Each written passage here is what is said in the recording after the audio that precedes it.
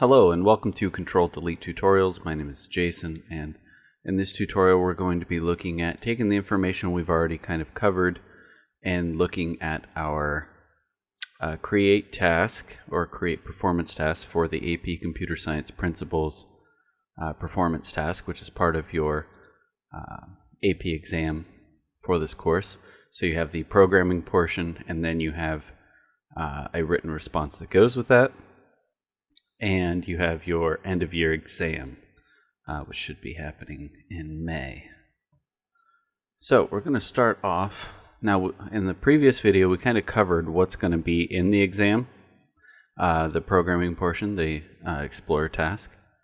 And we're just going to be going through and writing a program that fits that. Now, I don't expect you to write the specific program that I wrote that would make any sense, but I want you to see examples of what that might be.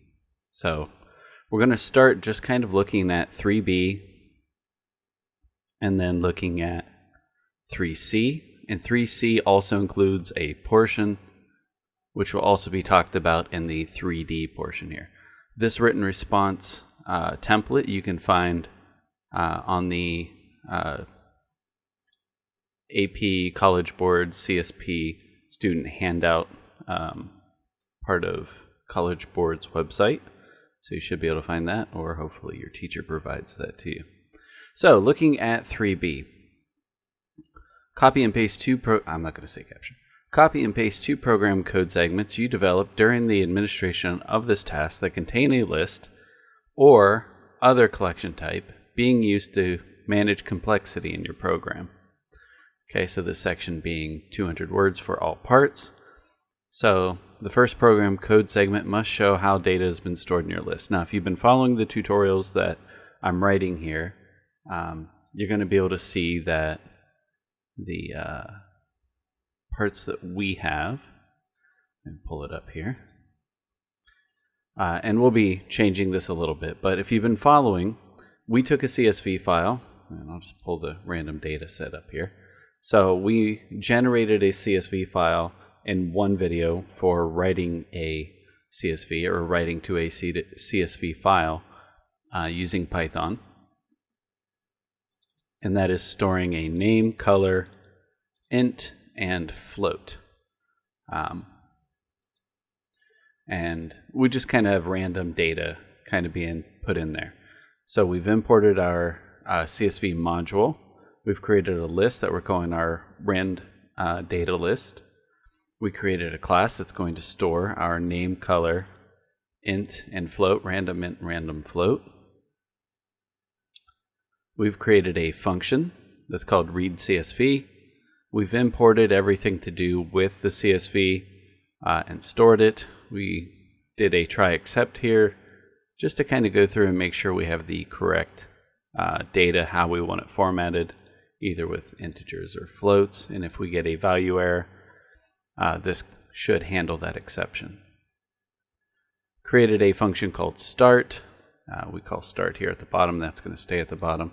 And this is just going to kind of help us organize parts of our code. And this part here is going to print out the information. We actually don't need that anymore, so we can get rid of that. Okay.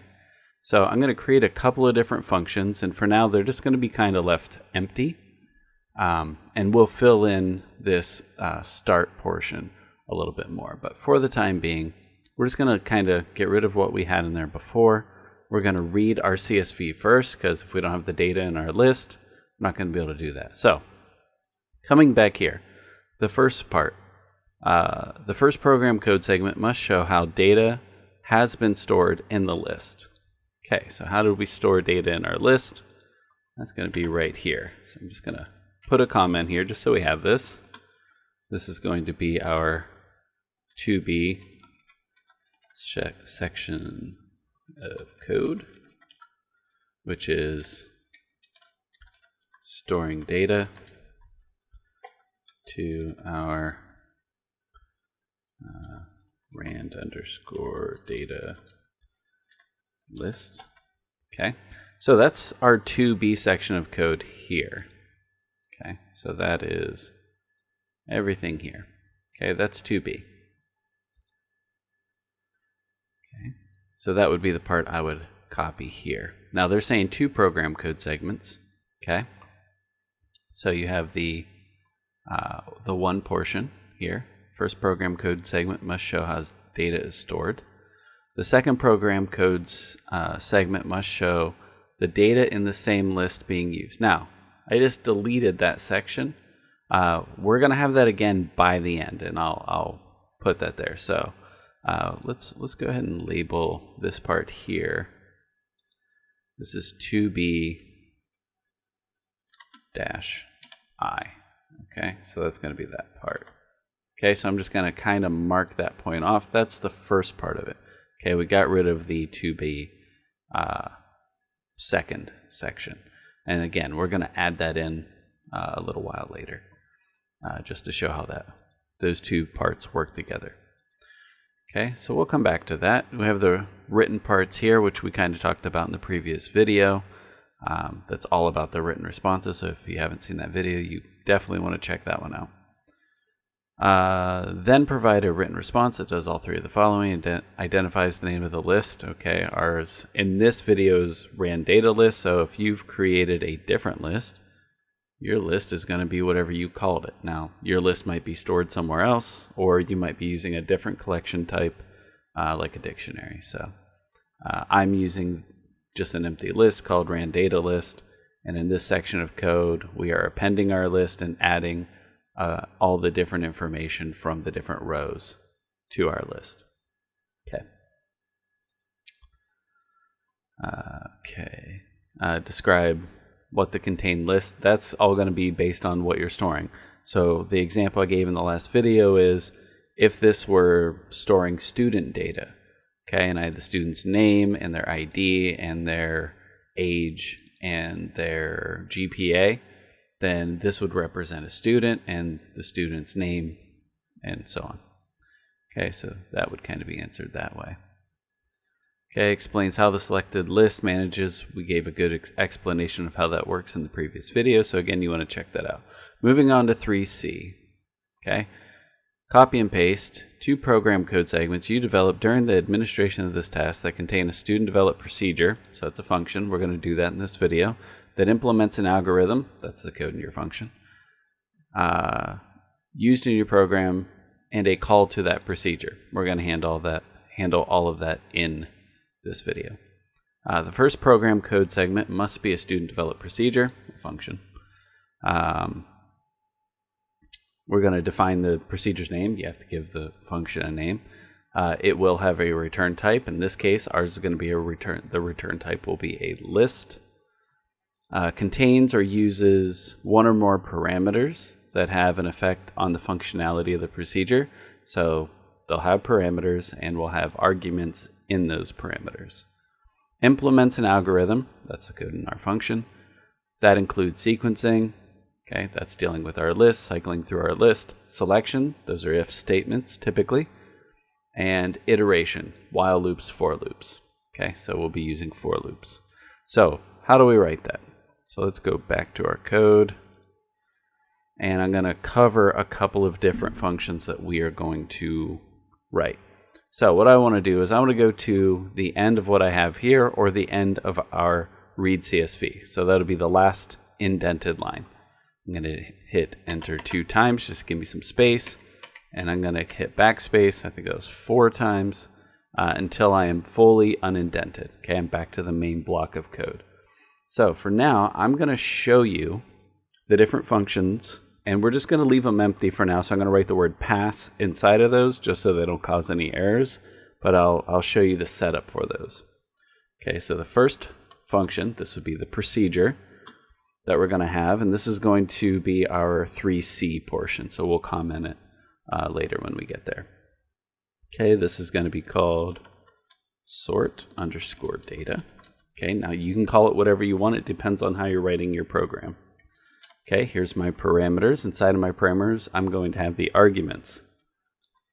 So that's going to be the data type. And then we'll have the sort type.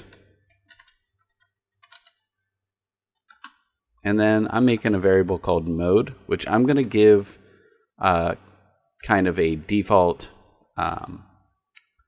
argument value, which we can replace later, but just in case I don't put an argument, it's just going to designate this as a string called none.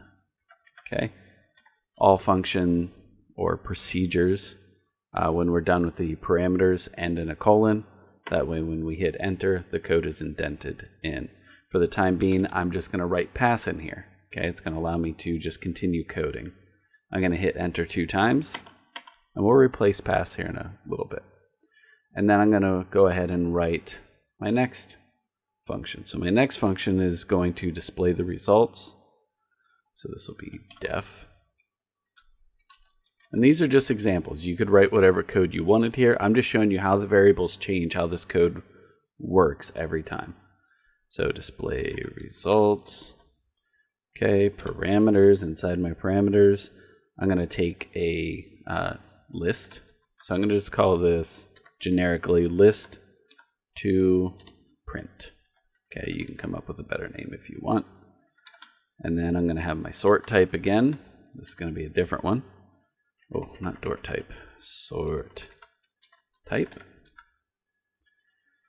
We're going to give that a default value, which is a string called none. Okay, and then an option here for sorting, which we'll define this a little better later. And this will also be none, just in case somebody leaves it empty. It's just going to be that way. Okay. All right, in here, we're going to write pass for now as well. And I'm going to try to do this all as one video. If it comes out really long, you know, I guess that just saves you on different ad breaks that there might be. But I'd rather it all be in one place so it's easy to follow rather than split it up into a bunch of different videos. All right, so again, we'll come back to that. Okay, and that's going to allow us to display our result. It's also going to use a bubble sort, which is a really great example of something that College Board wants to see, which is using our iteration in our selection. All right, so let's go back to start, and we're going to finish up doing our start portion. Now, this might be like way more information than you're going to need for this. I would rather give you way too much, and then you go, okay, I don't need all of these different options, because right now in what we're using up here, my name coming from my CSV and my color are both strings. They're going to be strings that we're importing. You can see here my random integer, which I'm just using a random integer. If you're using like a CSV file for like NFL players, this might be like their their player position, or well, if we're doing an integer, it'd probably be like their player number, whatever number they associate with, or floats, however many yards or whatever they run. I guess that wouldn't really be a float still. We're still dealing with integers, but whatever, some ratio that they have. I'm not a sports guy, if that's not obvious. Okay, but I'm just using these generically to have some sort of information. Okay, all right, so back down here and start, we should be indented. And we can always see here, 1, 2, 3, 4. I'm indented 1 full indent, okay? So main block of code, indented block of code. We are currently in the start function. All right, so I'm going to create a while loop here. And I'm just going to go with while true. I don't know if I have a way out of this. We may have to add that in later, but I don't remember if I have a part for breaking out of this, but for the time being, we're just going to go while true. We can always change this later. Okay, so inside of my while loop, I'm going to ask for a couple of different things. One, I'm going to ask what data set they would like to see. Would they like to see data based off of colors, or the integers, or the floats? So to do that, I'm just going to print. That is not how you spell print. Okay, and here I'm going to say what data from the data set would you like to see? Okay, what data from the data set? And I'm trying to keep this super generic. Data set would you like to see? Question mark. Now, this isn't like input. I'm not going to leave a space here. If I was doing input, I'd leave a space, so when they start typing, we've already got a space there. Okay. And then I'm going to give them some options to type. So I'll print again, and here I'm just going to say if they type A, okay, and you can use parentheses or brackets, whatever you want to use. So type A for color. And I'm going to hit Control D to duplicate this. You can always copy and paste as well. That would work, just in case Control D doesn't work for you. Okay, here we're going to have random int. Now let's put integers. Okay, random integers and C. And we'll do random floats. Okay. Now we'll ask for input from the user. So I'm going to hit enter 2 times just because I like to have space in between different things. You don't have to have the spaces there if you don't want. Okay, so I'm going to make a variable that I'm just going to call command, and we'll call it command 0. Okay, and we'll say this equals input, okay, because we're looking for input from the user. And here we're just going to tell them choose A, B, or C. If you want to put or in there, that's fine, doesn't really matter. I'm going to put a colon and a space just to give them some space.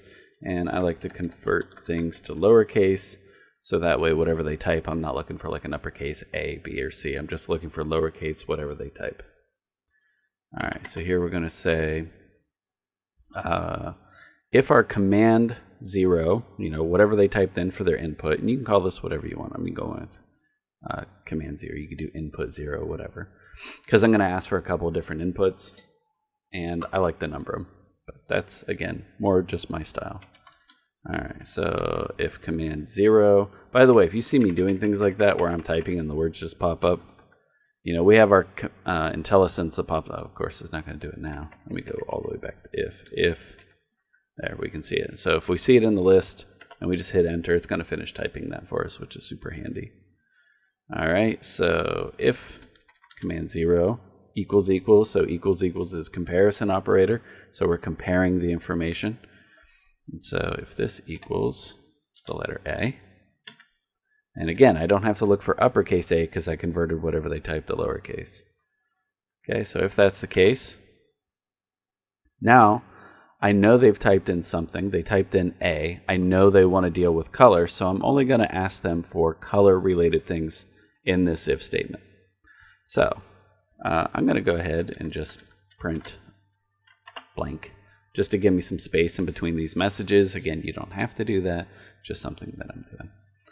Okay, so I'm going to print a blank, and now I'm going to say print, and I'm going to say what color do you want to see data on?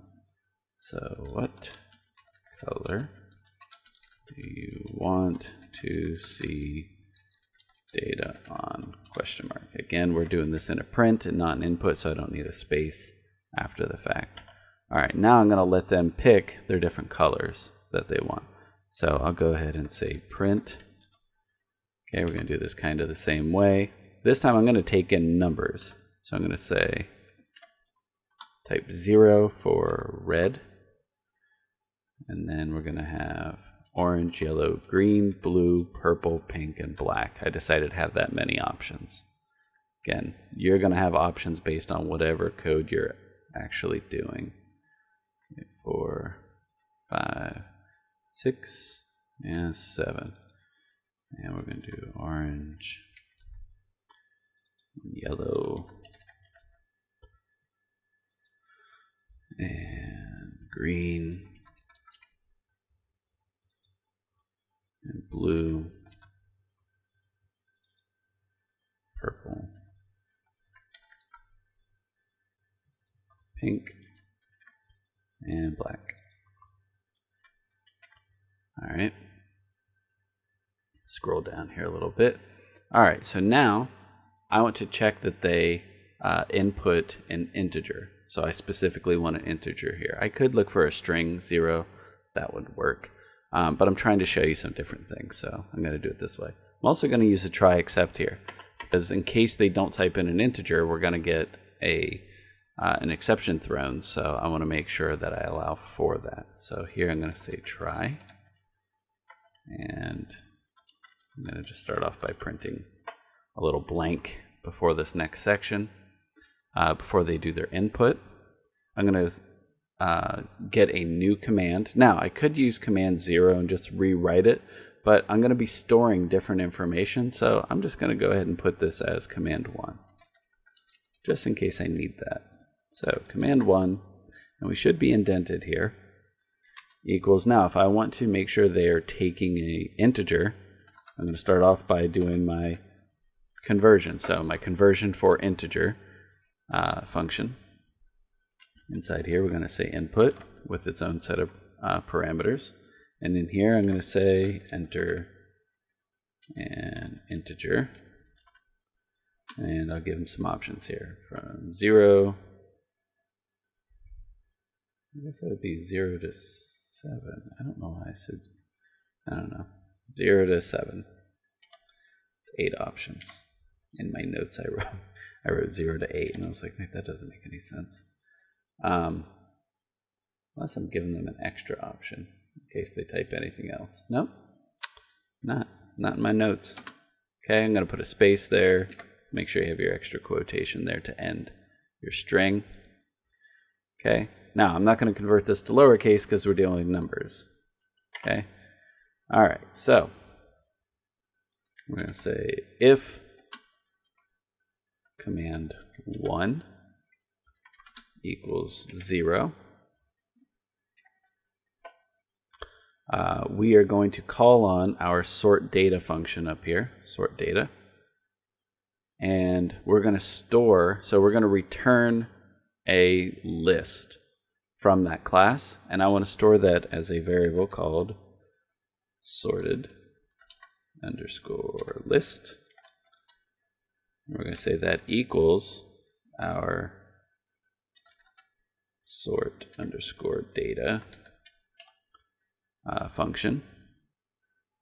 So here we have what is our data type. Our data type in this case is going to be labeled as a color.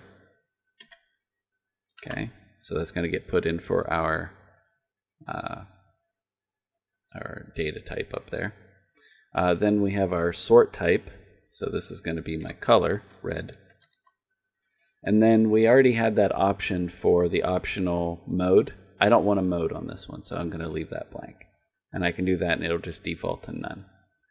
All right, now we don't want to keep retyping this for every one, so we're going to go ahead and just select everything here up, Control C. I'm going to hit enter and backspace and type L and paste. Okay, that's going to do L if, in this case, if my command equals 1. And then I have my sorted list equals, and this would be orange. I don't like retyping things, so I'm going to just go ahead and paste there, orange. All right, now I'm going to keep doing this, but in this case, I'm going to copy up and up one more time. So I'm moving straight up. I'm going to copy here. Now I'll come down here and I'll paste. This is going to be yellow, green, blue, purple, pink, and black. And we'll change out the information on there. And then we'll have an else after this. So I'm just going to hit enter, backspace, else. Else is here in case they type something weird that is not part of it. So I'll start off with just a blank print. And then I'm going to print a message. And that message is going to say, please only enter integers 0 to 7. Okay, so that's going to be my message. And then I'm going to say what they entered, just so they have that. So here I will print. And I'm going to do an F string. Okay, formatted strings allow us to put variables directly into the message. And I'm going to say you entered. And if I want to enter a variable, it goes in between curly braces. And this is command underscore 1. Okay, so that's the else. That's if they didn't type 0 through 7. Okay, now I'm going to just come down through here and change out my numbers. 2, 3, 4, 5, 6, and 7. And then I'm going to change out my colors here. So I'm going to have yellow. And I'm just going to copy and paste here. Control C, Control V. I just find it faster than my typing skills. Purple, pink, and black. Okay, so that should get all of my colors. Okay. Now we look in here. So we've got our try, but we don't currently have our exception for here. Now you can see this is where try is. So our exception needs to line up with that. So I'm going to hit enter, backspace, backspace. Okay, my cursor here should be lined up with where try is. We can see it is. Okay, so the exception here that I want to check for. So try except, value, error. Okay, so if there's a value error, that means they didn't type in an integer. So in this case, I'm going to tell them, I'll just start with my print. I'm going to use pretty much exactly what I have here. And I'll change the second message here, okay? So I'm going to change this message to say you entered an appropriate value. Okay.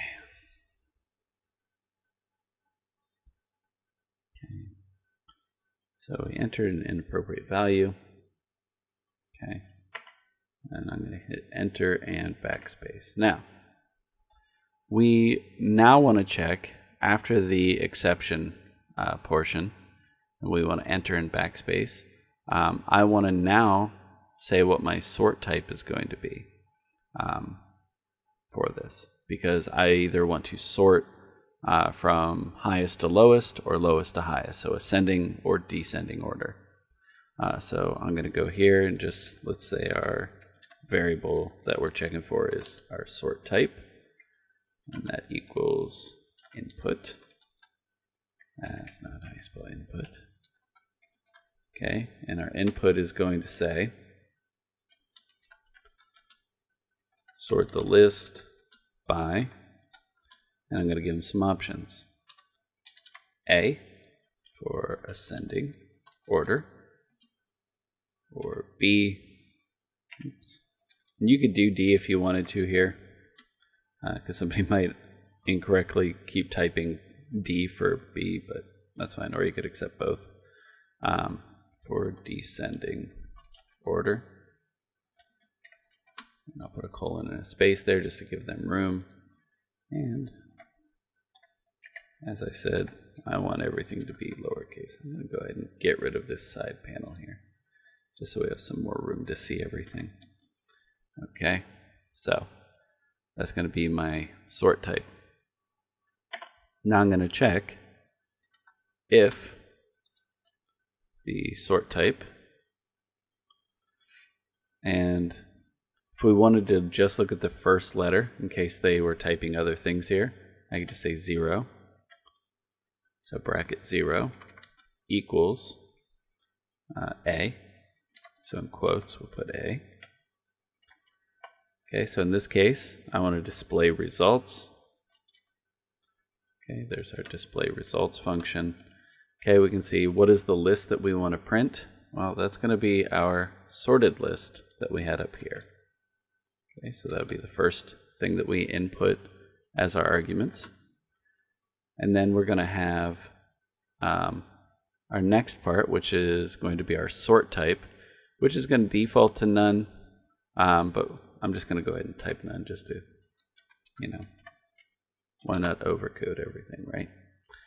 Okay, and then in this case they typed A, so we want ascending order. Hopefully my spelling here is correct. If not, you can go ahead and spell it correct. Alright, so display results.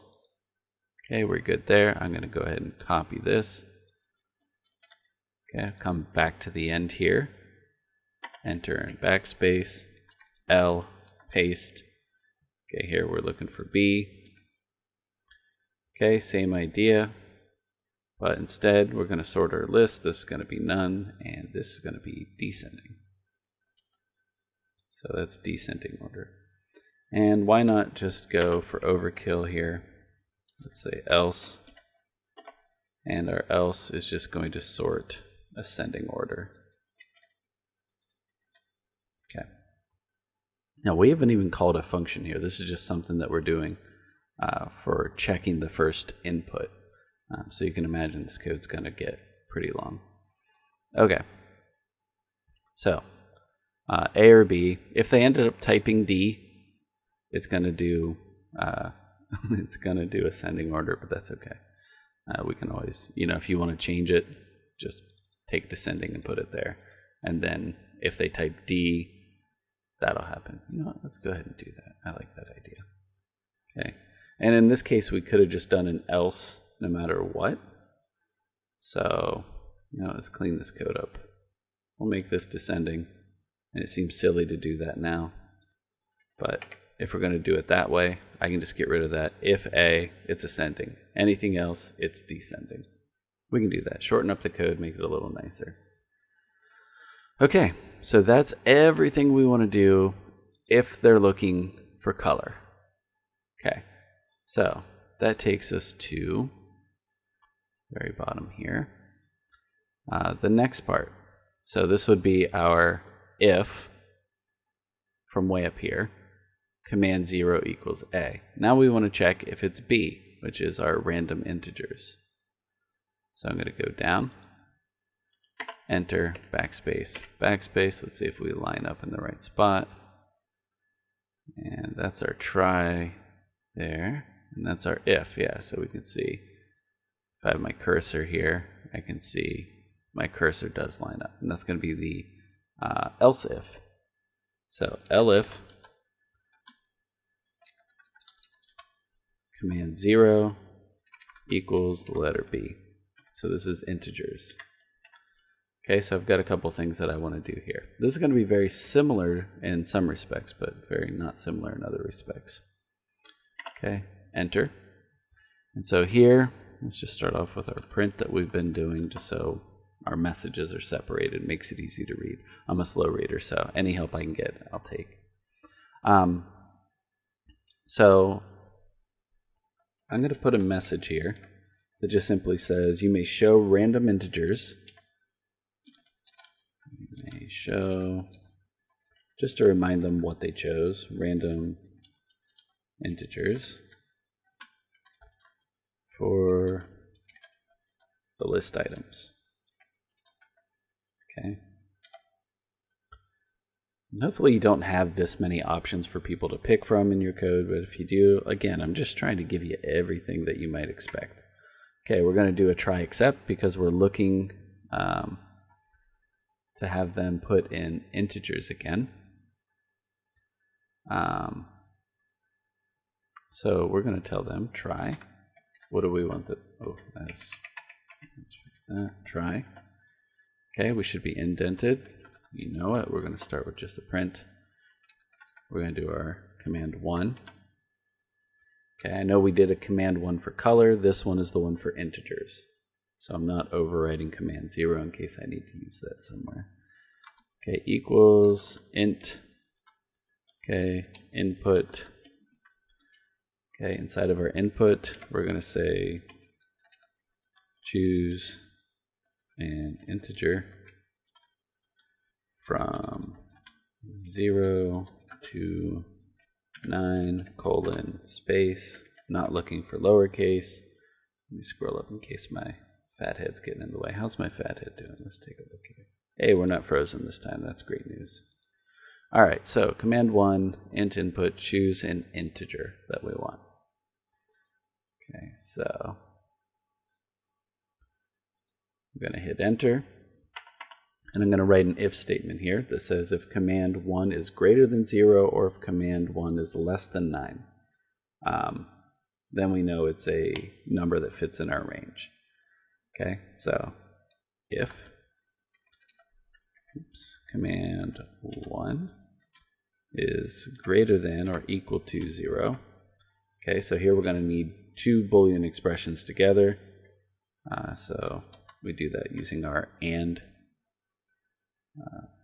comparison operator. Comparison? Yeah. Right? Boolean operator. Whatever.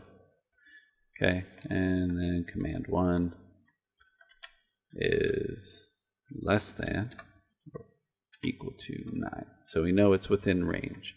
We don't actually need these spaces here. I just like the way it looks. All right. Guess what? We're going to print nothing. Okay. So if command 1 fits in the range, we're going to ask for another command. Okay. So our command 1 is going to hold our integer. And then we have command underscore 2. Okay. And what command underscore 2 is going to do, it's going to ask us for a special symbol that we want to have, which is going to basically represent our kind of like our, I guess, mode that we're looking for. Okay, so input. Okay, and the input here is going to be an F string because I want to put a variable in here. So in my F string, I'm going to say show data that is, and here are my options I'm going to give them. I always put my options in between square brackets. Okay, so this is going to be greater than. I'll put all these here. This one will be less than, or greater than and equal to, less than or equal to, equals, or not, and then my variable will go here. So you should have 1, 2, 3, 4, 5, 6 square brackets, 1 set of curly brackets. Okay, and the first one we have greater than, less than, greater than and equal to, less than and equal to, equals, and not. Now, you don't have to give this many options. That's what I'm given. Okay, and here I'm going to put our variable command 1. So it's going to show our number here. Show data that is greater than whatever the number is, less than whatever. Okay, and anytime we're dealing with strings, we don't really have to worry about them typing in uppercase or lowercase because we're telling them to type one of these. Okay, so we're going to ask them for that. We'll hit enter a couple times. We're now going to check a lot of stuff. We're going to check that what they typed was not any of these. So to do that, I can just say if command 2 is not equal. Not equal is exclamation point equal sign. Okay, so not equal, and in quotes, we're looking for greater than. So if it's not that, and maybe there's a better way to do this, but hey, this will help you stack different Boolean expressions together. Okay, and I'm just going to kind of copy this part because we're going to use it a lot. Copy, paste. Okay, if it's not less than, you can kind of see where we're going, greater than, equal. We're just checking for those, just to make sure they have or haven't typed those in. Okay, and we want to make sure we cover all of them. All right, so that's that one. I can go ahead and just copy this entire part. Okay, so you can see I got the space before here, and I've got that part. Paste, and it doesn't equal. So our next one is greater than equals. Greater than equals. Paste again. Less than equals. Okay, I'm just going to scroll over here just so we can kind of see where we're going. Okay, paste again. And then let's see, we've done less than, greater than, equals, less than, equals. We should just have equals now. So equals. Paste again. And now we have the word not. And that should be all the ones that we want to check. Ooh, sorry about that. Made the code jump. And so we need to end this with a colon and hit enter. Okay, I'm going to keep that up just for a second to make sure everybody has what I have. Okay. All right. Let's hit enter. Okay. I'm going to slide this back over just so we can see where we're at. Okay, so we've checked for what it's not. And again, there might be a better way to do that. That's how I'm going about it. I guess we could say if it's not in the list. So we could do a list of things there if it's not one of those. That would be another way we could handle it. Okay, so I could say if command 2 is not in a list of all the strings. But that's okay. We wrote it this way. It works just fine. So here we're going to, let's do print. And we're going to say, basically, please just enter these. So print, and in quotes, we're going to say, please only enter. And through the power of copy and paste, we're going to copy them out of here. We're going to paste them there. And let's tell them what they entered, just like we did up above. So we'll say print, quote, you entered. And that's going to be our variable. So that means we need to put an F at the beginning here to format our string. Okay, and this will be command _2. All right. So if it's not any of these, we give them a little warning message. Enter in backspace, else. I guess we could have checked for if it was one of them, but that also gets kind of tricky to do all those. So if it's one of those, we have all the information we need to call our sort data. So we're going to do what we did before. This is sorted list equals our sort data function. And sort data has our data type. Okay, so our data type in this case is integer. So we're just going to say int. And then the next one is going to be our sort type. That will be command 1. It's our next one, next argument there. And then we have our mode. Our mode is command 2. So this function takes 3 arguments. Okay, our data type, our sort type, and our mode. So that's whether or not to use these special characters. Okay, and we didn't use that with color because we didn't have to check for greater than and less than. All right, and then we have an if statement here that if the number is not in this range, so we still need to fulfill that part. So let's do enter, backspace, backspace, and we should be lined up with if. So here we'll type else. So this is if it's not a number that we want. So I'm just going to copy this, Control C. I'm going to come back here and paste. Ooh, got a weird indent there, so we can just select all that, Shift and Tab will move it back over. I'm going to change out these messages though. So this will be please only choose integers like we had up here. So I guess I could have copied and pasted. Actually, no. Yeah, it would be the 0 to 9 part. So here we're going to say please only enter integers.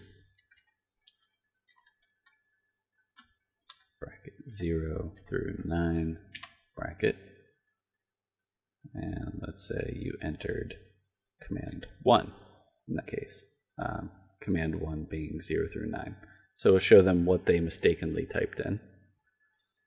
Okay, now we have our try, but you can see we have no exception. Okay, so enter, backspace, backspace. Here we want to look for the value error again being typed in wrong.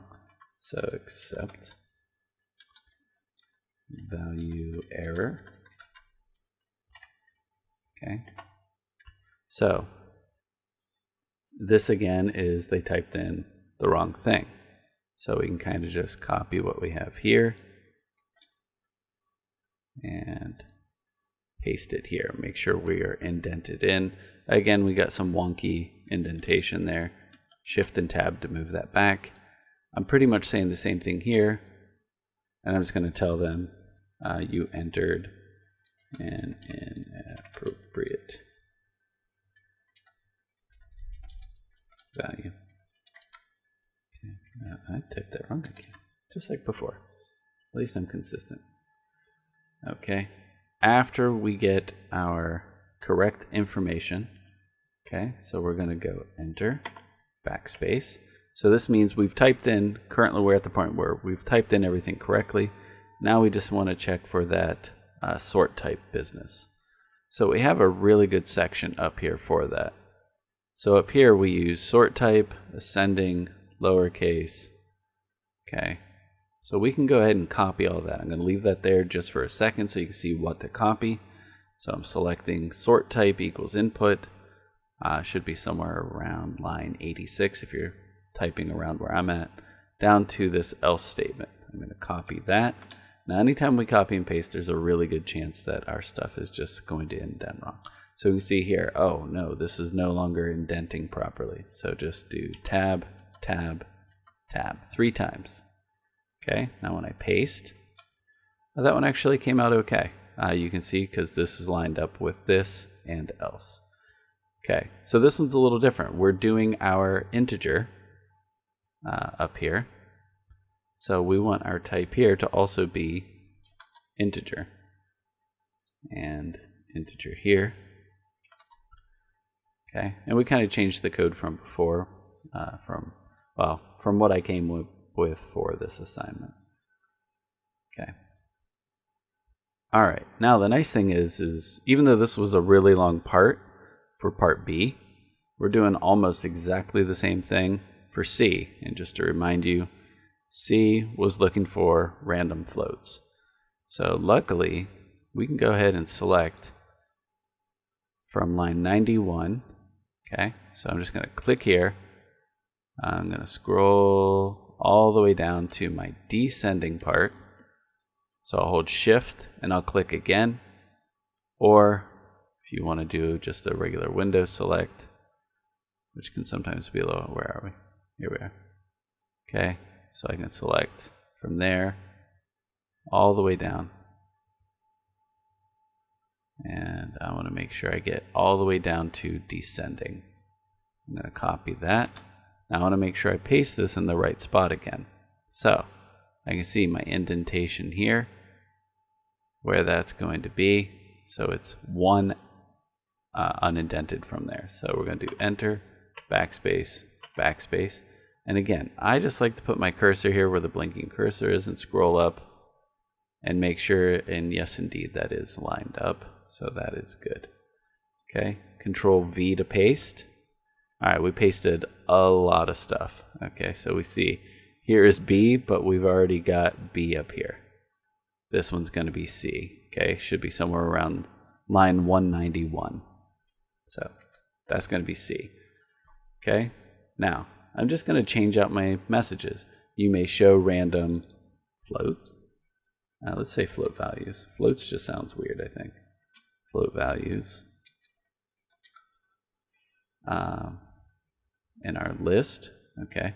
Now in this case, we're not having them type in an integer, so this will be float. Okay. Choose a float.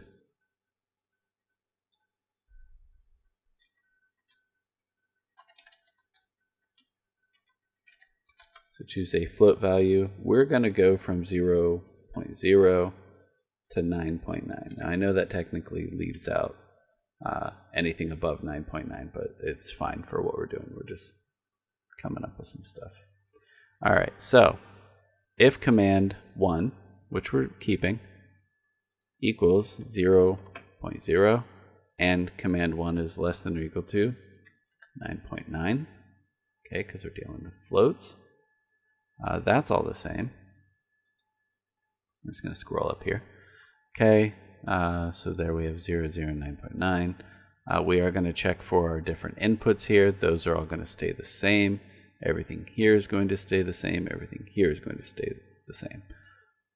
Under the else, so on line 136, sorted list equals sorted data float.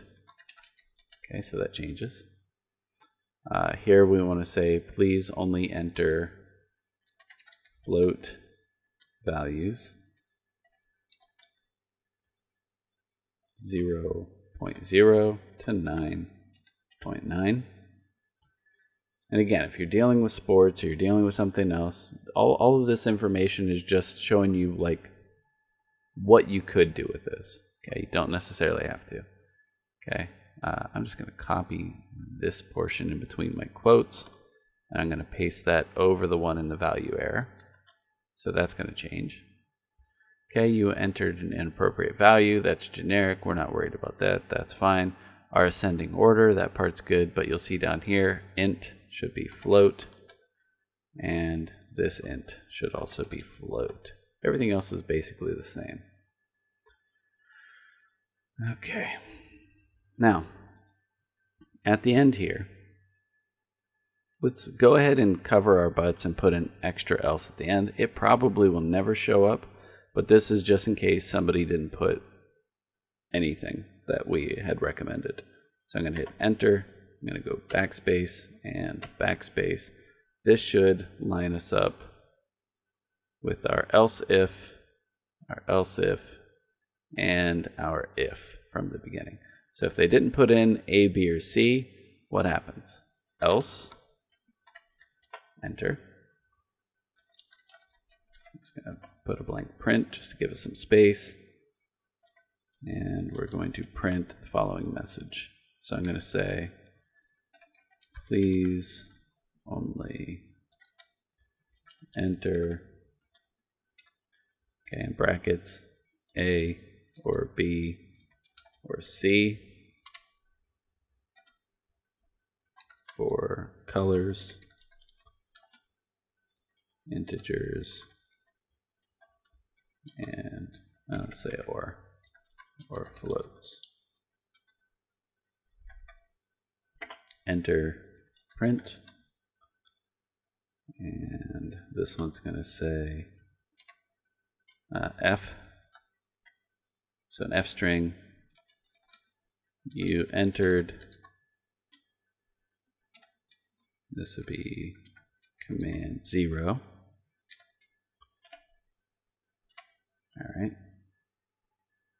All right, and then that's going to be it for our while loop. Okay, and this technically just continues forever. I could make it to where at the very end I can make another part that says, you know, once they've typed everything, and I'm fine with this for now.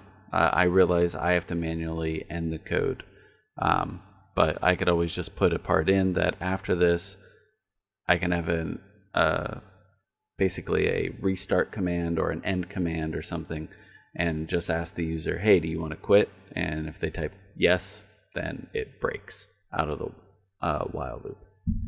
All right, I'm just going to go to the end here. I'm going to hit enter 2 times, backspace.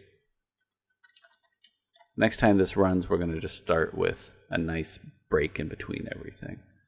And like I said, if I really want to, at this point, I can say, let's just say, quit command. Might as well put it in here. We have it. Equals input. And we could just simply say something like, I don't know, continue.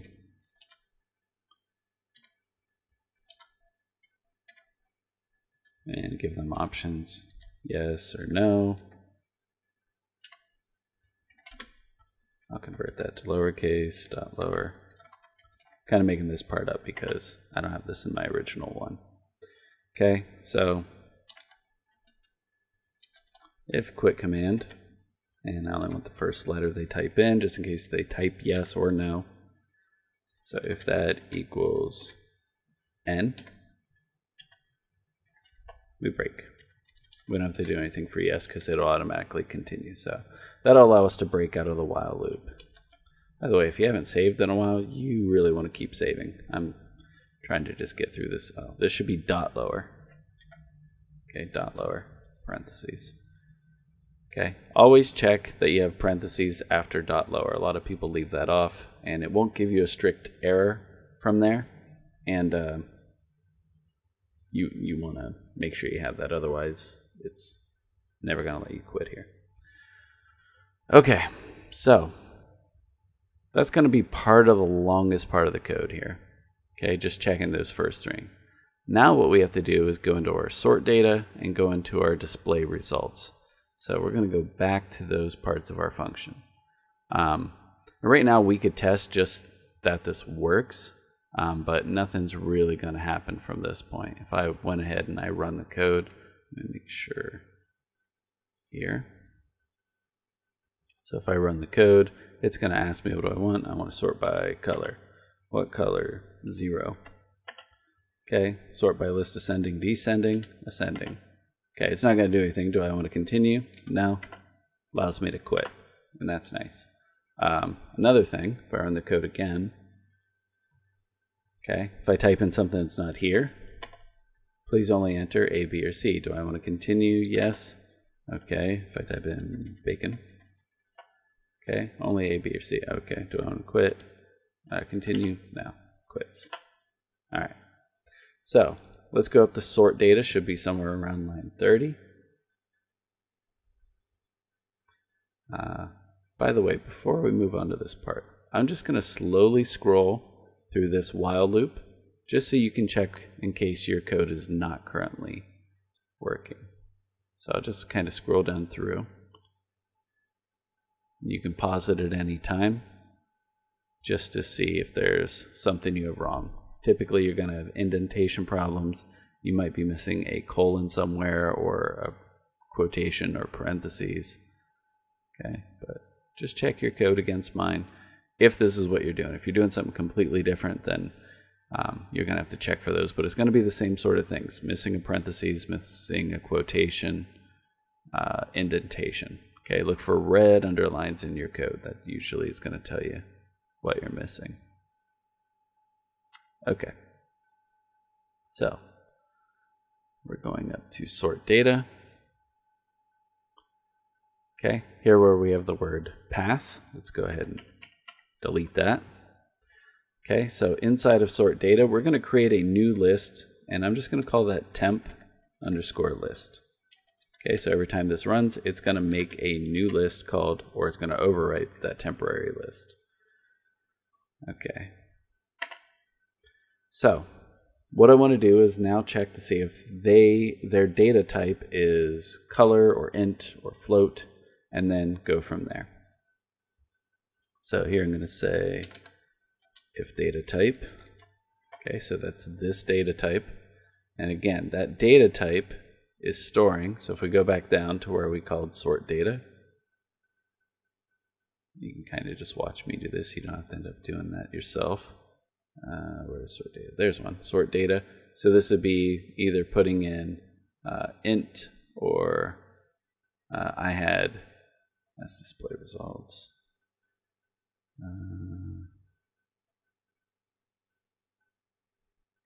Sorted list, int. Here we go. Sort data, color, and blue.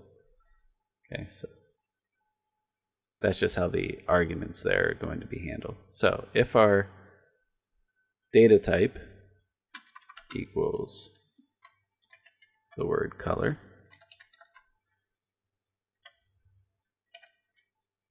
okay, I'm going to enter. I'm going to type pass for now, just so I can have us fill in the different parts, and then we'll fill these in from there. Okay. If it's not color, elif the data type equals int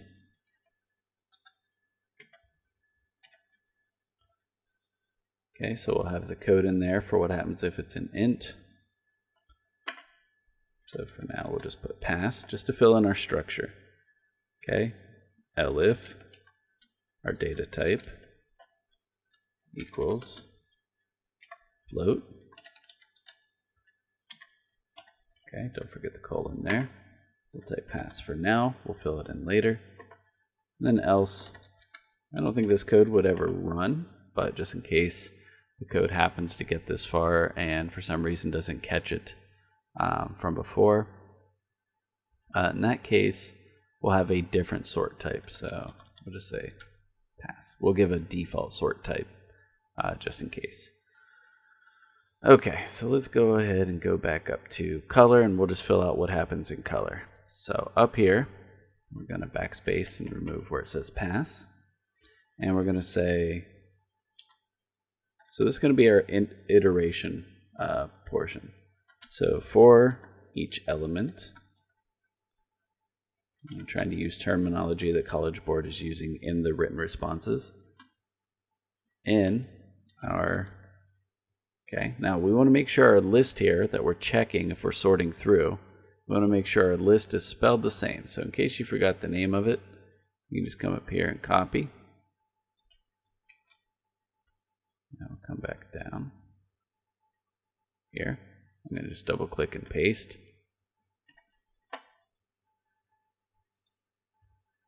And so this is our for loop. So that's going to be our iteration for 3C. So where it says implements an algorithm that includes sequencing, selection, iteration. So our sequencing is going to be cycling through all of the elements in that list. And then we're going to use, we'll use selection inside of this. So that's going to be our if statement. So for each element in our random data list, or whatever list you're using, if that element, and remember the element that we're using represents these random data objects that we added to our list. So everything in random data has a name, color, random int, and a random float attribute. Okay, so down here, if I put my cursor over element, it says random data. So this is each item in our list. So if the element, okay, and I just said elements are going to have color, name, random float, random int. So if the element color is equal to our sort type, okay, so that's why we stored that sort type. And that way I don't have to check red and orange and yellow and whatever. Okay, if it equals that, I'm going to add it to my temporary list. So temp underscore list dot append. And what am I appending? I'm adding that element. Okay, so we're taking my element that we're currently looking at and adding it to this new list. And we're going to return this temporary list at the very end. And we'll see how that works. At the very end, we're going to have that put in. Okay, and that's it for color for now. Whatever that color is, if it matches our sort type, it's going to add that to our list. After that, we're going to do integer. This one's going to be a little bit longer. So if our data type is an integer, I'm going to backspace here where we see the word pass. And I'm going to do a for loop here where I say for element in our, again, I just copy and paste to make sure everything is always spelled the same. Okay, so for each element in our random data list, I'm going to check if, so we're just looking at the random int. Let's copy this while we're here. So we're just looking at that random int from that element. So if the element dot random int equals our sort type, okay, so in this case it would be a number that we put as the sort type, and our mode equals none, so no sort type was, or no special characters were kind of given here. So if that's the case, we're just going to add everything to the list. So temp underscore list dot append. What are we appending? We're appending our element, the element we are currently looking at. Okay. All right. Enter backspace.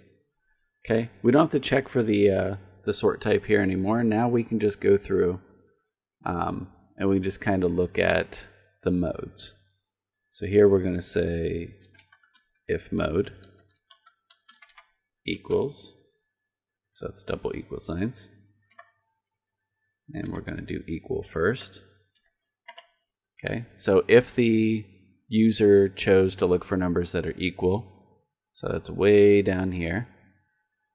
Okay, so if they had typed in equal into the command when they call this, okay, that's command 2. So if they typed in equals, we're looking for numbers that equal their search. Okay, so we can do that by saying if our element dot random int equals the sort type, and we're going to add it to our list. Okay, copy and paste this part. Copy here, paste it here, indented. Okay, now we're going to do this for, this should be an else if. Elif mode equals equal sign. All right, let's go ahead and copy this whole part here. Actually, we'll copy all the way up to elif mode. So copy. Okay, enter, backspace, backspace, paste. All right, so now we're going to look for greater than. And here we're no longer looking for equal sign. We're looking for actual greater than. So if our random integer is greater than our sort data, which is our number, add that to our list. All right, now I'm going to select here, I'm going to copy, and I'm going to drag straight up to here. Copy. Okay, and now I'm going to go through and paste this a bunch of times. So this is going to be less than, greater than or equal to, less than or equal to, we have less than, and then we'll have an else. So enter, backspace, backspace, else. So else is if it is not equal to. So let's go ahead and just put that in, and we'll go in and we'll fix all these ones. Okay, so if it's not equal, that means they didn't type in any of the other ones here. So that's if element dot rand int not equal. Okay, exclamation point, equal sign. If it does not equal our sort type, we'll add it to the list. Okay, just copy that again, paste. Okay, and now if I scroll up, here I've got greater than, less than, greater than or equal to, and less than or equal to. And that should cover all of those. All right, now we're going to do the same idea, but we're going to do it for float. So that makes this pretty easy. Else if data type equals int, we're going to select everything from line 37 here, click and drag, and we're going to come down right before float all the way over. Okay, copy. Select here where it says pass, backspace, paste. Okay, now we have to go through and do some things. Okay, elif data type equals float for element in random data list if that element dot random float. Okay, and I'm going to double click on random float to copy it, and now I can just come down through and change this if element equals random float. Okay, blah blah blah, random float, random float. All the random ints in here are going to be random float. Okay, oh, I just realized, look, we did greater than, less than. That's got to match. We're going to have to fix that in the other one as well. Okay, equal, less than, equal to. Okay, that one's still not equal, so that one's fine. Let's go back up to the integers and make sure. Okay, greater than, less than, greater than and equal to, greater than and equal to, less than and equal to. Okay, less than and equal to. Okay, sorry about that. Get a little ahead of myself. So that's for float. And then our else. So our else here is just going to say we entered something invalid.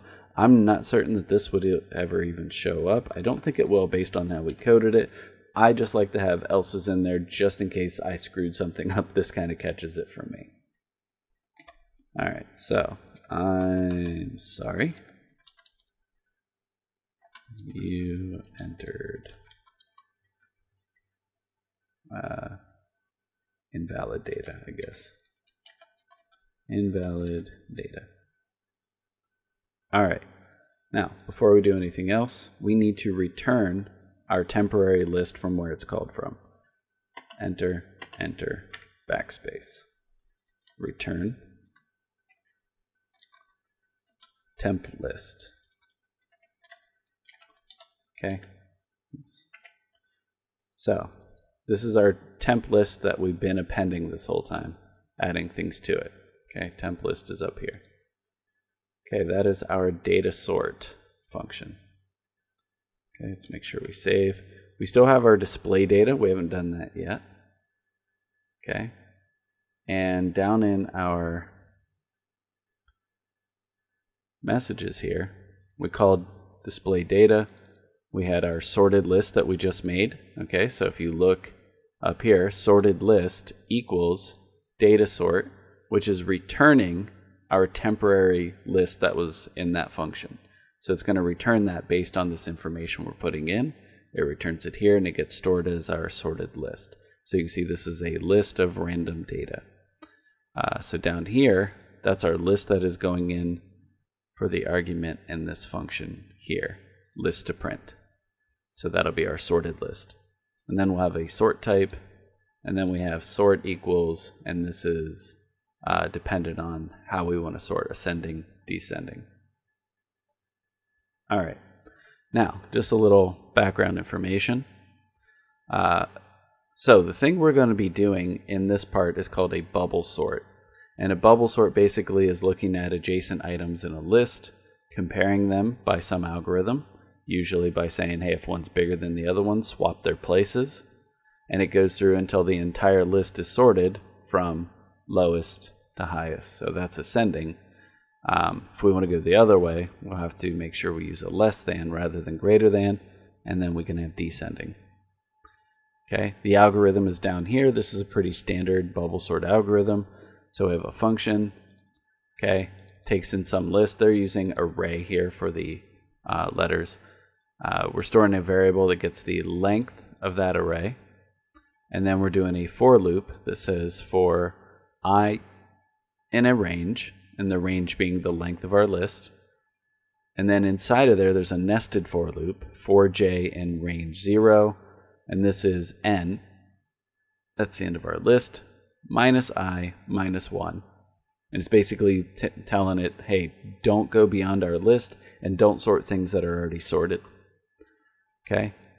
And then we're comparing these things. So here's our list item j, and if it's greater than our list item j plus 1, which is the object next to it. Sorry if this is really hard to see, by the way.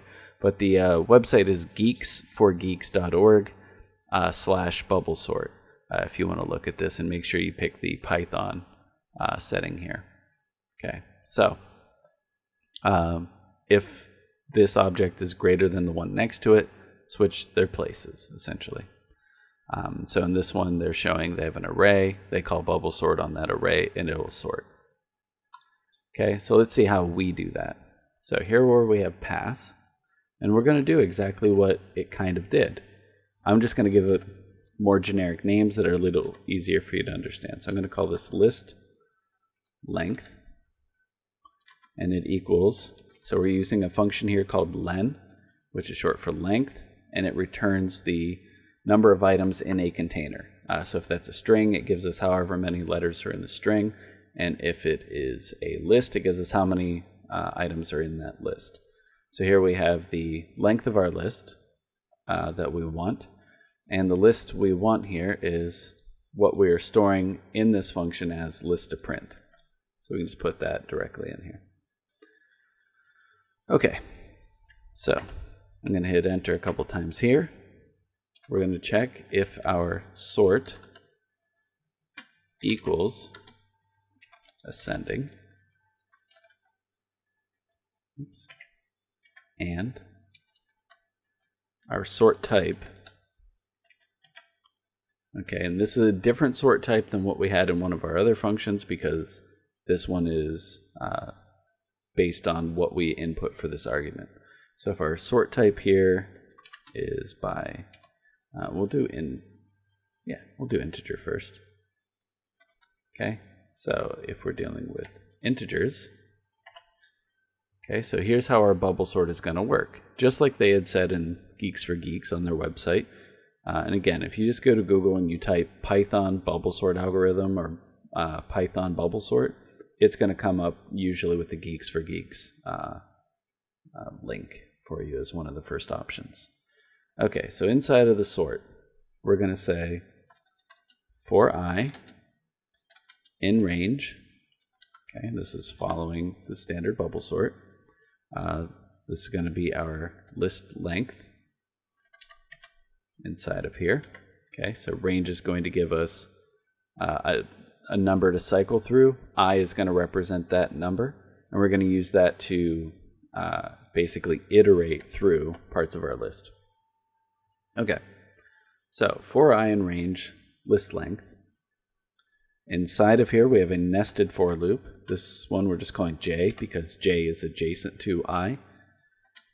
So we're going to say for j in range.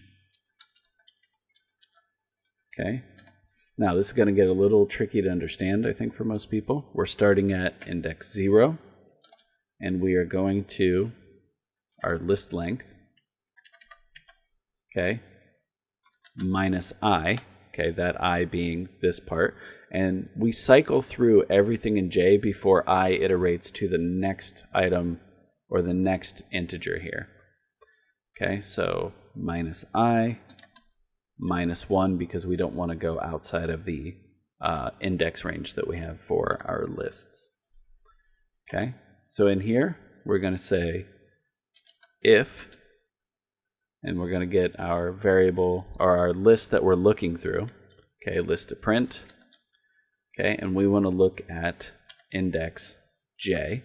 So j, again, when this starts out, j equals 0. So this is going to say give me the first item in this list. Okay, now in this case, I want to look at the random integer attribute of this item in our list. So I can do that by using the dot operator and saying random int. So I'm looking at the first item in this list when this runs. Its random int attribute, and now I'm going to compare that. So here we want to do greater than because we're going ascending first, and I'm comparing that to basically the same thing here. Okay, so I can just select that and copy and paste, but this is our item that's next to this. So if this is the random int index of this item, this is the one next to it. So that's just +1. Okay. I'll put our colon there. So if that's the case, I want to take, now I want to move my entire list item, not just the random integer. So again, kind of confusing, but here we're looking at our list j and our list j plus 1. And I'm setting them to equal their opposites. So in this case, that's going to be this one is swapping for this one, and this one is swapping for this one that's next to it. So they're just switching places. That's all we're saying here. Okay, that's ascending. Okay, now we could do the descending one. That'd be the same idea. So we can just copy all of this. Or we could do our float one if we wanted to do it next. Doesn't really matter. Okay, so I'm going to copy all of that. Enter and backspace 1, 2, 3, 4 times. Type L, paste. Okay, this is going to be descending. Watch your spelling here. Okay, the only thing difference here is this greater than is less than. Okay, so it's going to go the other direction. Everything else is exactly the same. We don't have to change anything there. Okay, let's go ahead and select both of these, and we'll do our floats off of that. So copy, put your cursor back here at the end of this one, enter, backspace 4 times, type L, paste. Okay. So ascending, descending, ascending, but this time it's a float, which means down here, instead of random int, I'm just going to copy this. Okay, random float, random float. Okay, this part stays the same because we're just switching the positions. That's float, that's float, that's float. Okay, everything else stays the same. Greater than, less than. Those are the same for ascending and descending for either one of those. So, nothing too crazy here. All right. Next, we're going to do, let's see, we did float. We haven't done just alphabetically. So, let's copy this descending one. We'll hit enter, backspace 4 times, paste. Okay, this one will not be float, so we have float and float covered. This one will be none. So this is for our colors in this case. Okay, so here we're going to say, let's sort the colors by name, because if we're putting all the colors in the list, we can't sort them by the colors. So these ones are getting sorted numerically. This one's going to get sorted by if this name is less than this name. Now, I know that doesn't make any sense, but Python does allow us to compare strings and put them in alphabetical order, and it'll compare them just fine. It's kind of nice like that. So, our list, J item, its name, compared to the other one. Okay, now, let's copy all this part here. Okay, we don't need to get this top part. Copy. Come down to the end here, enter, backspace 4 times, else, colon, enter, and paste. This is going to be the ascending version. And since it's the last one, we don't have to put a Boolean expression here. And again, we're just swapping less than and greater than. Okay. Now, once it's sorted everything, so this function is going to display everything as a sorted list based on our sort types, and if we are sorting ascending or descending. Now we don't have an option for it being left out, except for this else is the only one. And I think the names are already in alphabetical order anyway, so it's only if we wanted to check descending there. Okay, finally, we're almost done here. I'm going to do enter 2 times. I'm going to backspace all the way to the else. And here I'm going to say for all the items in my list to print. So for, you can do element, whatever. So for each element, let's do item.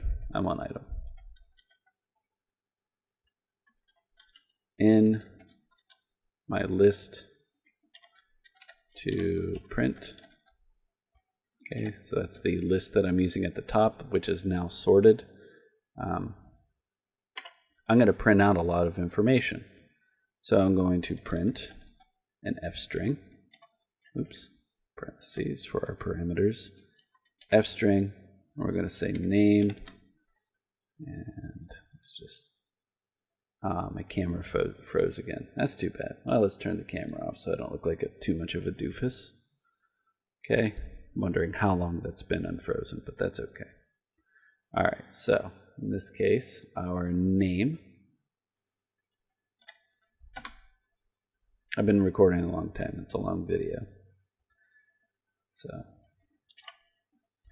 okay, inside our variable here, we're going to print out each item that's in our list to print out. So that's our item. Every item here is going to have a name attribute. So we're going to print the name of that item. with a little label here next to it. I'm going to duplicate this for all the attributes that we have. So color, random int, random float. And then I'll do one more that's just blank. So let's get rid of that last one there. Okay, print nothing. Okay, this is going to be our color. And ideally, everything will work when we do this. Even I get typos, so we'll see if there's any, and then sometimes that can be handy. Okay, I'm just going to put int, and that's going to be random underscore int. This one will be float item dot random underscore float. Okay. I think that's everything. What do we got? How many lines of code do we have? Oh, 250. That's a big boy. Now, I don't expect yours to necessarily be this big, and I'm going to go through and label this based on our written responses, what's going to be what here. I've gone through and I've done a lot of things that you may not need to do. Okay, if I'm sorting out my list, I can do that, and I could have one function that does that and prints it out, or I can have another function that's going to display the data. But in this case, I'm showing that there are multiple calls to our sort data. Okay, that's going to be handy for what College Board is looking for, and I'll show how that works. So, yeah, so we'll go through and label this. Let's make sure it works first. So we'll hit start. Okay, I want color, so that's A. What color do I want? Oh, we got to sort by pink, my guy. 6. Okay, ascending, descending. Let's go ascending. Okay, so far so good. Now if I scroll up, I can see, again, it's only printing out things that are pink. I'm not really worried about what the integers are stored for those values, but I can see that the name of this is ascending. So imagine if you did NFL players and you're trying to say, what is the best quarterback? Okay, this might be the quarterback's name. Okay, this might be the team that they play for. And this is how many, how many touchdowns they had per game. Or this is how many touchdowns the highest amount of touchdowns they scored, and their average per game, something like that. That's how we're going to think about this, okay? So whatever your data is, but I can show that I can print out all of these players, in ascending order. Now, at the very end here, we should have a message that asks if we want to continue. Yes. Okay, let's just test our other stuff out. So let's make sure descending works. So color, okay, let's go 4 for blue. Descending, so that's B. All right, and there we have blue, and you can see we're starting with the lowest number because we sorted alphabetically when we did the names, when we did the colors. So we can see that's working. Okay, do I want to continue? Should be seeing that. Yep, let's continue. Okay, let's go through random integers. Okay, you may show random integers for the list items. Choose an integer from 0 to 9. I'm going to go 5 and enter. Okay, show data that is greater than, less than, greater than or equal to, less than or equal to, equal or not 5. Okay, so we can see my variables are showing up here based on what I had told it. Show me ones that are only greater than. Ooh, I would have liked to have a space there. I'm going to fix that, and I'll show you how to fix that. Let's go ahead and do that. I'm going to get a little sound here. Tell me I've made a whoops. Okay, so if I scroll down, we're going to go down here, command input around line 190. I'm going to just put a colon and a space here to give space for my user.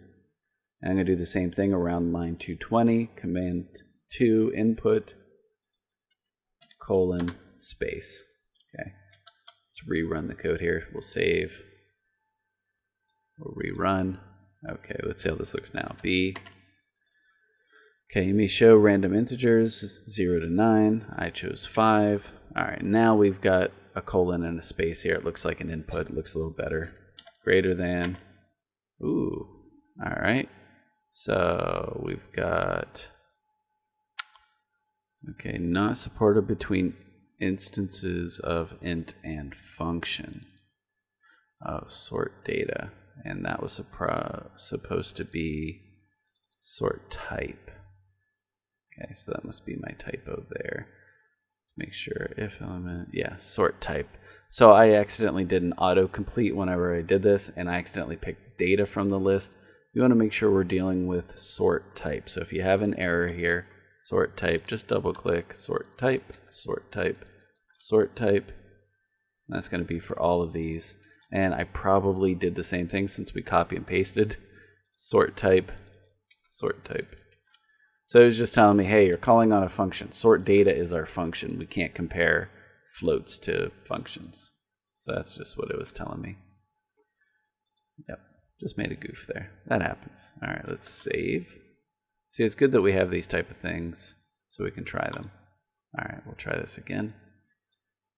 See, you don't always just learn things from watching a tutorial and everything goes perfectly correct. All right, so we're going B, integers. I'm going 5. I'm going greater than, ascending order, sure. Okay. Now it's not sorting by name, remember? So we're doing a sorted by integer, or we're doing ascending by integer. So we can see 9 is down here on the bottom, and as I go up, there's 6. And if you look, it's only given me from 6, okay, to 7. Should show up here somewhere. I got a lot of items in that list. I think there's like 10,000 or something. Yeah, there's 7 and then go 8 and 9. So it's given me integers that are higher than 5, which is exactly what I asked for. Continue, yes. Okay, now let's go random floats just to make sure that's correct. All right, and I'm going to say 5.1. Actually, let's do a shorter list, 0.5. Okay, show data that is, let's do less than or equal to, just to make sure that works. Okay, ascending or descending, I'll do ascending, that's fine. All right, and there we should see there's our 0.5, 0.4, 0.3, and again, we're not sorting by name, so our names might be out of order. They're actually in order in this case. But you may notice if you do descending, it's going to look weird because we're going to like, why is it, you know, whatever. And see the number jumped up there. Again, it's not sorting by the numbers. It's actually sorting just by the float here in that case. All right.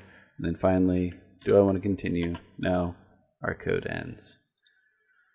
Okay, so I'm pretty certain everything works. There could be a couple of things that we might have goofed up, you know, spelling something incorrect along the way. We want to go through and test all those things, especially before we record our video for College Board.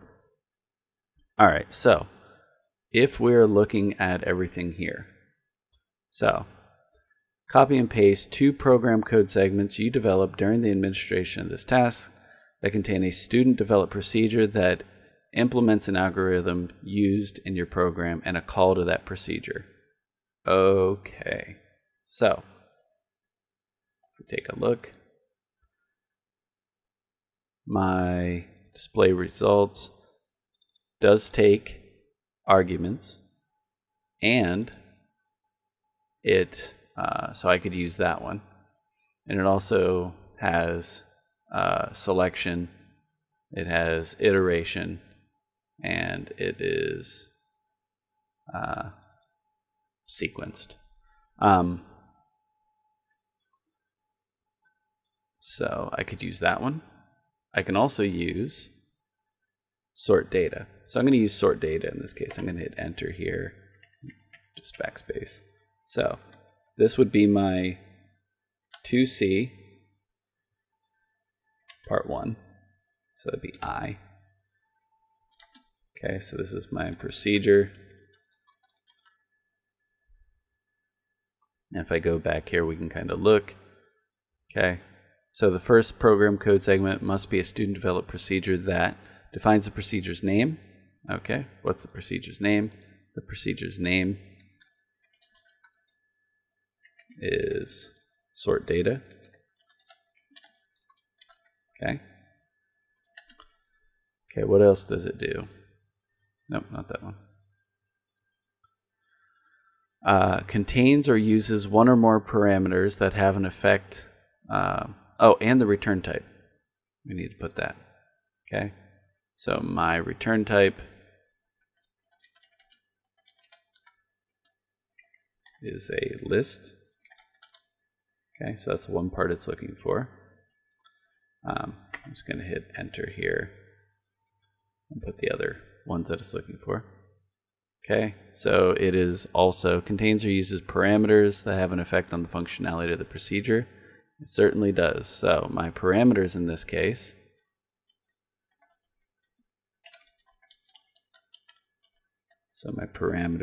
are listed below here: data type,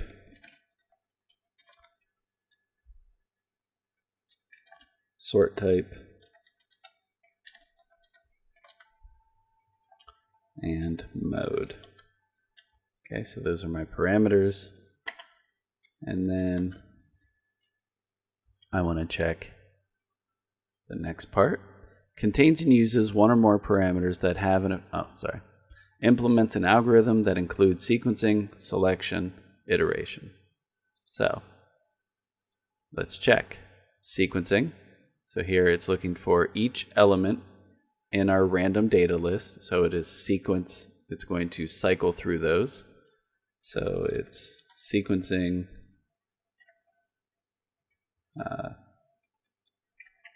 Sequence. Hopefully it's spelled right. Sequencing through each element in the rand data list. Okay, so that part's covered. Next part says it's using selection. So our selection is if statements. So it is using an if statement for selecting, and I'm just trying to type this out basically exactly how College Board is going to want to see it used. Okay, for selecting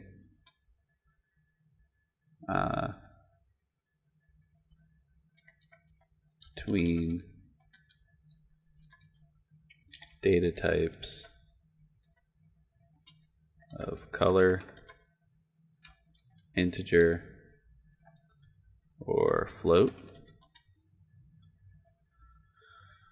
which is what it's doing there. So that part works.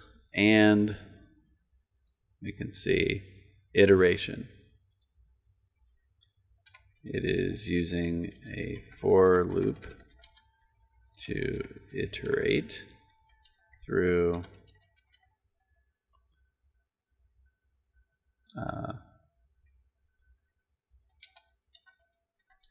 our random, what do we call it? Rand data list.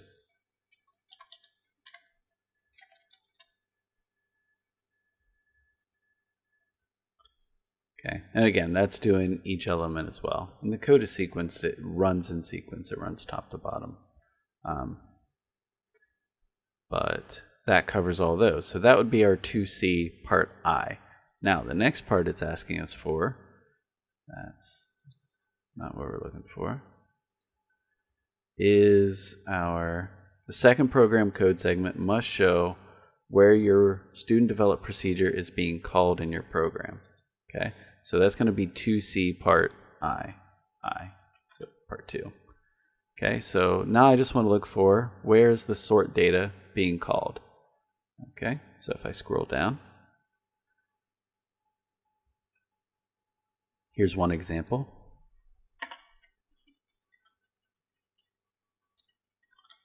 Okay, so this is 2C part I or part 2.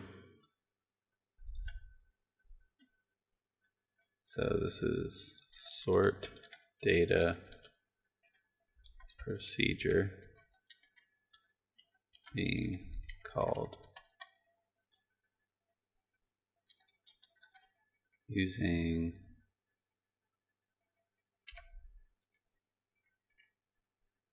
a string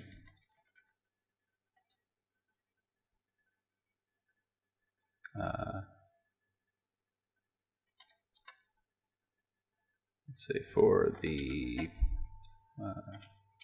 first positional argument. Trying to use terminology that we would see in College Board. Okay, so our color here, and we can see that that's being stored as our data type and our sort type.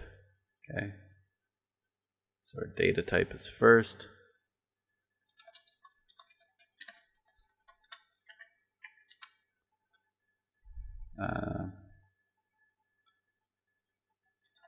And another string for the second positional argument, which is sort type. Okay, so that's one of our calls here. There's another one, there's another one, there's another one. Okay, there's another, wait, no, that's not one. Sort type, blah, blah, blah. Sorted list equals sort type, so there's another one. Okay.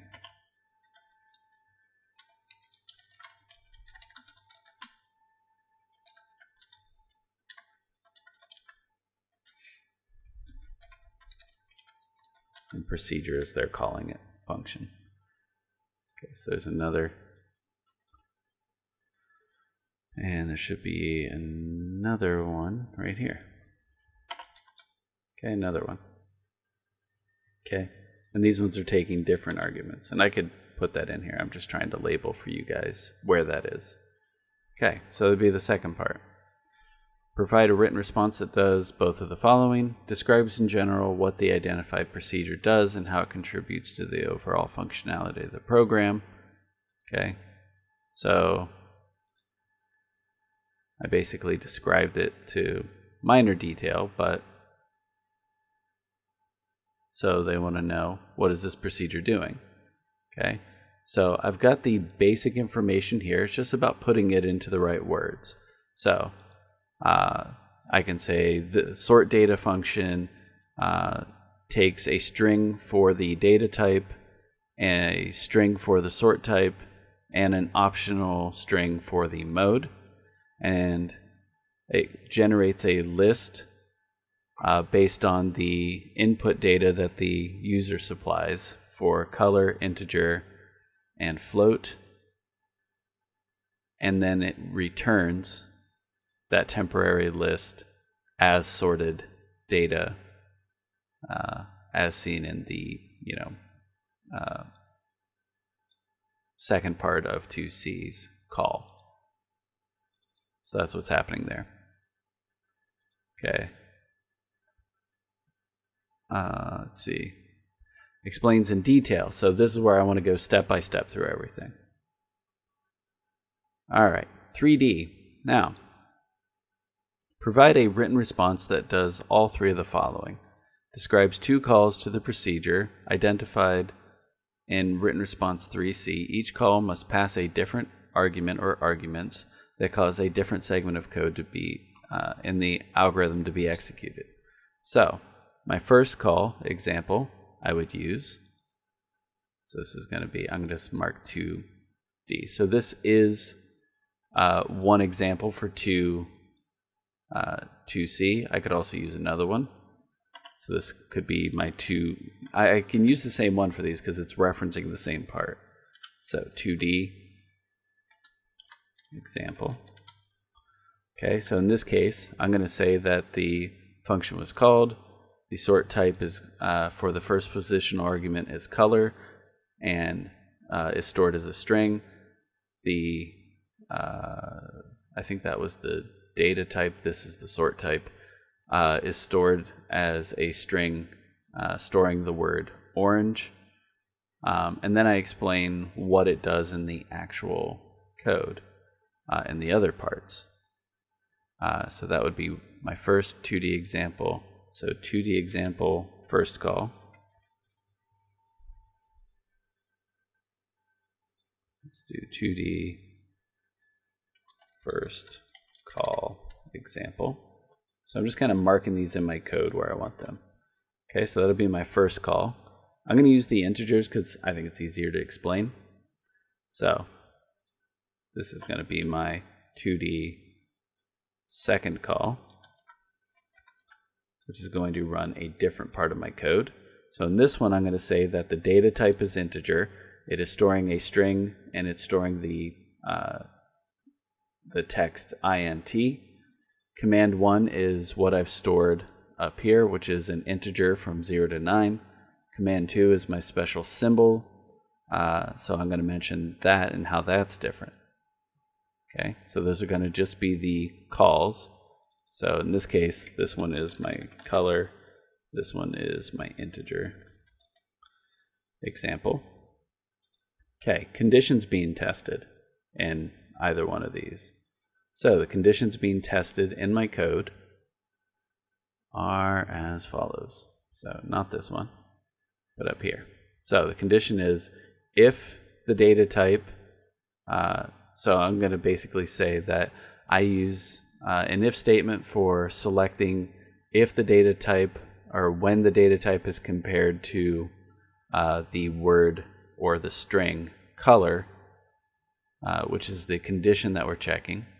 And then I'm cycling through all of the elements in my list, and then I'm comparing if the color of that element matches my sort type, which I explained before, and if so, I add it to my list. So that's how the one is. And my second example, okay, so that would be this one here. In this case, my data type is int. This is going to be a number from 0 to 9, which I'll say which one I'm going to end up doing. And this is going to be my special symbol. So my second example is going to say that the data type in this case is going to be compared to the string int. And for each element in my random data list, if that element's random integer equals the sort type and its mode, let's do the greater than. If the mode is set to greater than, if the random integer is greater than my sort type, add that element to my list. Okay? And then finally, this is the last part here, so we've almost wrapped up, identifies the result of each call. Okay, so now I'm going through what is the result, what happens.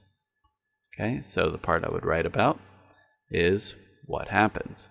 So what happens is I have a list that is generated based on the color, and if the color matches, like I said before. So what happens is the code down here actually continues.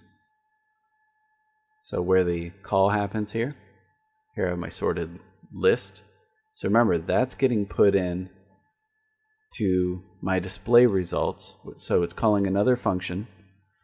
And then I don't necessarily need to show this part, but I can say it calls a function named display results, which takes the list and takes arguments for the data type, and if I'm going to be printing out the information in ascending order or descending order based off of inputs by the user. Okay, same idea for the other one, but that one's going to be my numbers, and so it's going to do the same thing. Am I sorting it based off of, so here's my other one, display results for integers, so it's my sorted list. It's checking based off of the integer data type and, let's say, ascending order. And I can just say it's going to print out all of the integers that are greater than, because that's what I said I was going to use, greater than my input number that I had. That was I think my sort type. Is that what I had?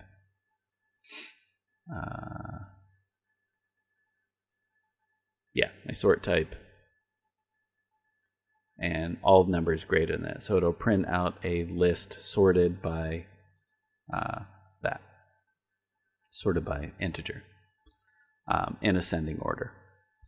And that's basically what I write in for everything. That's everything for the create task. Okay, so I'm going to do one more scroll down through just so you guys can check your work and make sure you have everything. And it's a good idea to go through and put comments in your code to make it easier to find this information later. So hopefully you like this video, and hopefully it helps you write your own create task. There's a lot of information here, and there's a lot of things that I did here. You may not need to use all of these things. I wanted to give more examples. So I actually have two functions. I'm going to scroll back up here, that I could use either one of these in this case. So I could sort out new lists. Oh, there's one part I just remembered. So the last part we wanted to come back to is in 2b. Okay, so in 2b, it's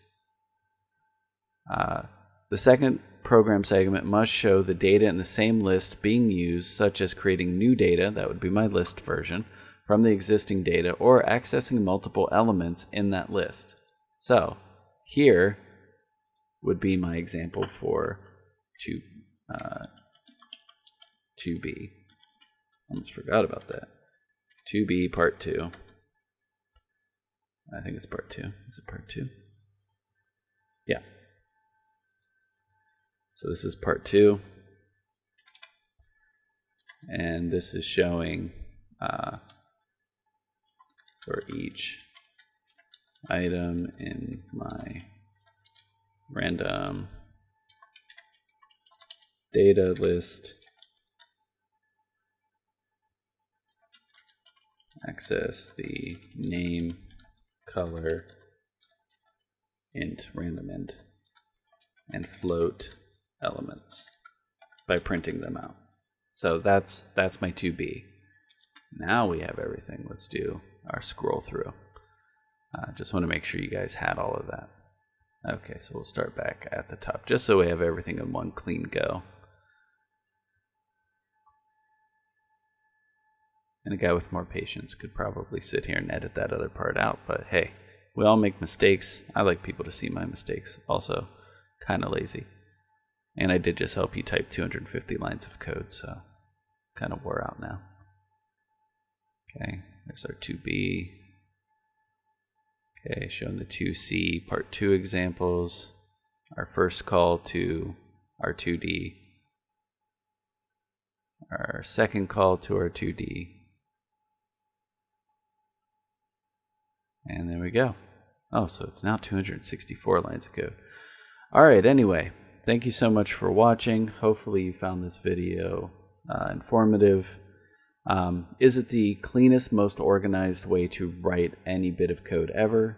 Definitely not. There are faster ways to do different things using different lists and using different functions. What I'm trying to show you is how you can write something that will get you a good score on the create task, the performance task for the AP Computer Science Principles programming portion of the exam.